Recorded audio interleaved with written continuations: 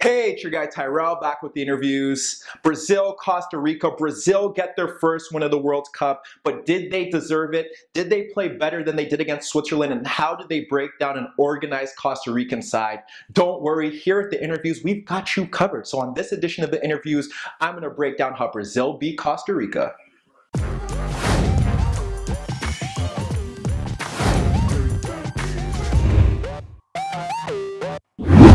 Brazil, Costa Rica, Brazil looking to get their first win at the World Cup, and they did it, but it didn't come easy. Costa Rica fought hard until the end.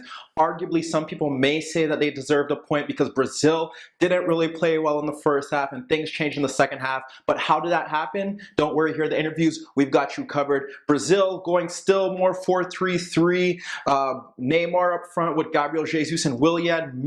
In the midfield, Coutinho, Paulinho, and Casemiro. The only big change is that Danilo was dropped for Fagner, and that was a bit of a positive because Danilo in that first game against Switzerland often sat a bit too deep, wasn't really looking to get forward, and they're looking to get a bit more balance on that right-hand side because a lot of their best plays in their first game against Switzerland came down the left, and we saw that combination again. Marcelo getting forward, Neymar looking to take on Gamboa. When Coutinho picks up the ball, he likes to drive into that left channel, driving in there, creating 3v2s. That's what they wanted. But on the right-hand side, they didn't get much there. It was predictable in the first game. Willian against his marker. It was Ricardo Rodriguez on the day, and Danilo was sitting a bit deeper. Here, they try to get Fagner forward. However, the same issues arised. Willian wasn't good enough.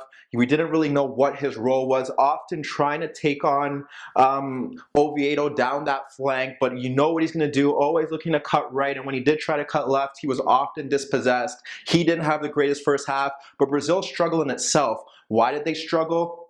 Well, in their midfield, sometimes it just feels like they need someone to link play from deep, someone who's able to control possession, push them forward with neat, tidy passes. They got that from Coutinho on the day. He was superb in his midfield role, picking up the ball, looking to drive forward, pushing out the balls into the flanks, circulating possession quick enough. But sometimes if you could just have them a bit further forward and have someone else doing that job, like a Renato Augusto, you feel like Brazil would be more balanced in midfield as it was. But they didn't get that. Coutinho was driving forward, looking to combine on the left. Paulinho obviously trying to link play, trying to drive forward with his running on the right-hand side of the midfield.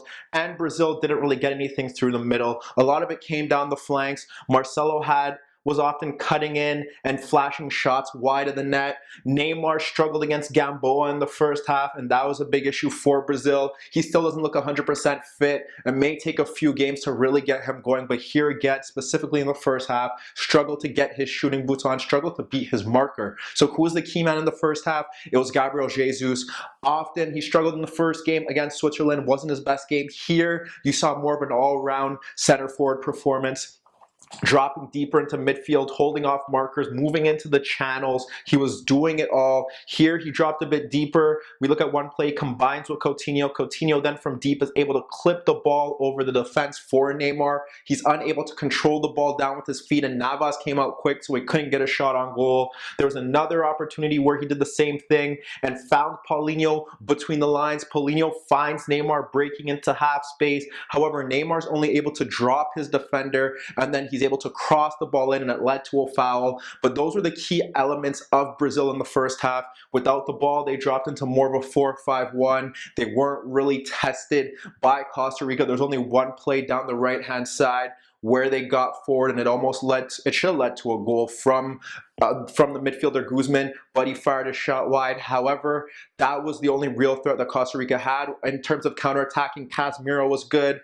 Miranda and Thiago Silva did their job, but the second half, they needed offensive change. They did do it. They brought on Douglas Costa for Willian, and what that now meant was they had an inverted winger coming off the flank, and even though Douglas Costa normally would love to play on the left, deliver dangerous crosses into the box, he was still a direct threat in this setup, and that was pivotal for Brazil because when you have him coming off the right or him running at defenders, it stretches the play. So we often had Marcelo a bit higher on the flank. We had Douglas Costa on the right, higher on the flank, and that really benefited what they were trying to do. So what we saw there We look at the best chances in the second half. It's him dispossessing Oviedo just with some pressure. Paulinho picking up the ball in the channel, pulling it back for Neymar, breaking in. He fires a shot on goal. That is pushed over the net by Navas. That's a great chance. You think of another opportunity where instead of cutting in centrally, he beats Oviedo on the line, drives to the byline, pushes it back for Coutinho. He should score. He doesn't score. He also did the same thing for Casemiro later on in the game,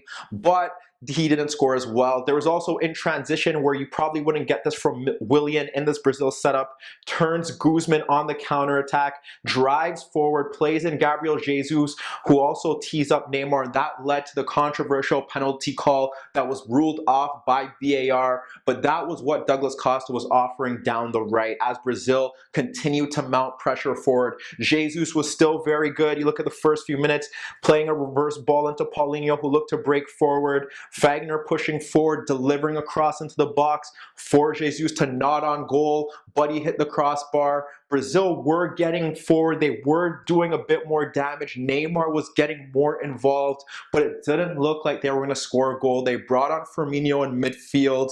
He took off Paulinho. They got another ball-playing midfielder, someone who could add something different, but it didn't take until the 90th minute mark for them to get a goal, and it was just the way it was set up was basically how Brazil were getting their avenues. You look at Marcelo with a deep cross into the box. It's Firmino breaking in, and he nods it into Jesus, who can't control it, held off his marker, couldn't control it, but it's Coutinho breaking in, and he fires his shot past the keeper. But when you look at Brazil, they were much better in the second half.